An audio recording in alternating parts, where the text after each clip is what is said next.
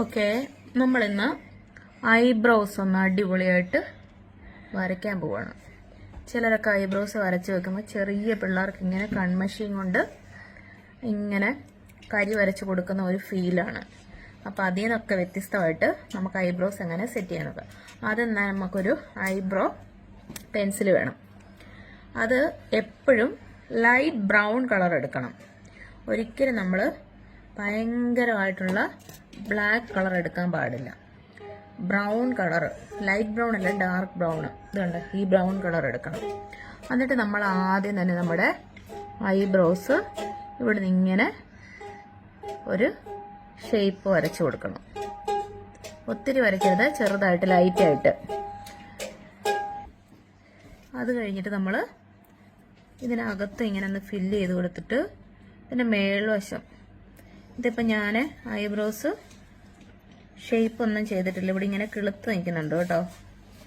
എന്നിട്ട് ഞാൻ ഇങ്ങനെ മേൽവശം ഒന്ന് വരച്ചു കൊടുത്തു. എന്നിട്ട് നമ്മുടെ ഈ ബ്രഷ് വെച്ചിട്ട് ഇതിങ്ങനെ കോംബ് ചെയ്ത് കൊടുക്കുക. അതിനുശേഷം ഇതിൻ്റെ ഇവിടെ മേൽവശം ഒരു ഷേപ്പ് കറക്റ്റ് ആക്കാൻ വേണ്ടി നമ്മൾ ഇങ്ങനെ വെച്ച് കൊടുക്കും. അതിനുശേഷം ഇതും കൊണ്ട് മാത്രം നമ്മളിങ്ങനെ ഒന്ന് മേളിലോട്ടാക്കി കൊടുക്കുക. ഒരിക്കലും ഇവിടെ ഡാർക്ക് കളർ ആക്കരുത്, ചെറുതായിട്ടൊന്ന് ആക്കി കൊടുക്കുക. ഇത്രയേ ഉള്ളൂ കാര്യം. ഐബ്രോസ് ഇത് ശരിയായിട്ടുണ്ട്. ഇനി നമുക്ക് ഇവിടെ ശരിയാക്കുക. ഇത് കണ്ടോ, എൻ്റെ ഇവിടുത്തെ ഐബ്രോസ് ഇത് പോയിട്ടുണ്ട്. അപ്പോൾ നമുക്ക് ഇതും കൊണ്ട് തന്നെ ഇത് ശരിയാക്കാം. ആദ്യം ഇത് കോംബ് ചെയ്ത് കൊടുക്കുക. അതിനുശേഷം നമ്മൾ ഈ പെൻസിൽ വെച്ചിട്ട് ജസ്റ്റ് ഒന്ന് ചെറുതായിട്ട് ലൈറ്റായിട്ട് വരയിട്ട് കൊടുക്കുക.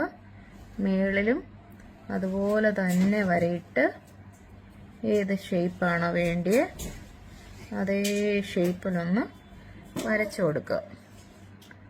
എന്നിട്ട് ചെറുതായിട്ടൊന്ന് വരച്ചു കൊടുക്കുക. എന്നിട്ട് ഈ ബ്രഷ് വെച്ച് നമ്മൾ ഇങ്ങനെ കോംബ് ചെയ്ത് കൊടുക്കുക. കണ്ടോ?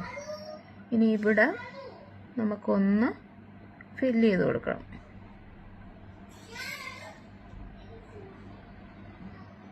ഇത് നേരപ്പാക്കി കൊടുക്കണം. കണ്ടോ? ഇത്രയേ ഉള്ളൂ. ഐബ്രോസ് ഞാൻ വരച്ചിട്ടുണ്ടെന്ന് തന്നെ അറിയില്ല. അടിപൊളിയായിട്ടില്ലേ? അപ്പോൾ എല്ലാവരും ട്രൈ ചെയ്ത് നോക്കണേ.